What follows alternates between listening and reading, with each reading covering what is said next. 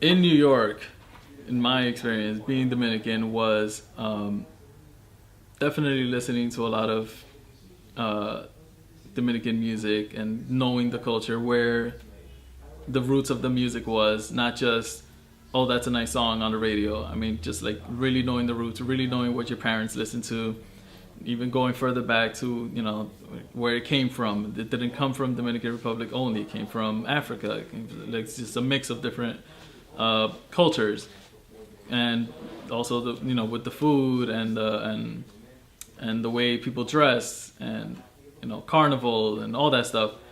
Knowing all that it's not only knowing the fact that it exists and how it looks and how it exists and how it tastes and how it sounds, but also where it comes from I think is important.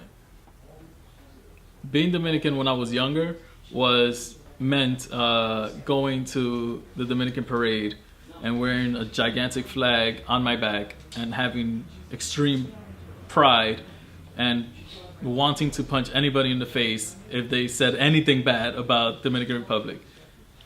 When I was younger, though, I haven't really been to Dominican Republic, and really, I mean, I was there when I was like an infant, and then later on when I was like 10 years old or something, and I don't really remember much. So my pride came from really my parents' pride, and that was me being Dominican as a kid. And then when I grew older and I went back to DR, I've been back twice, as an adult. Being Dominican meant more helping the people who live there, not only my own family, but helping the people in need, and seeing how they do need help, but you can't really see that they need help because they are so freaking happy. And being Dominican in DR, you could be the poorest person in the world, but you are probably happier than the richest guy in New York. And that's being Dominican from my view, from what I saw when I went to Dominican Republic. And myself, being Dominican at the moment, I have a very dual relation. I have a very love-hate relationship with Dominicans in Washington Heights.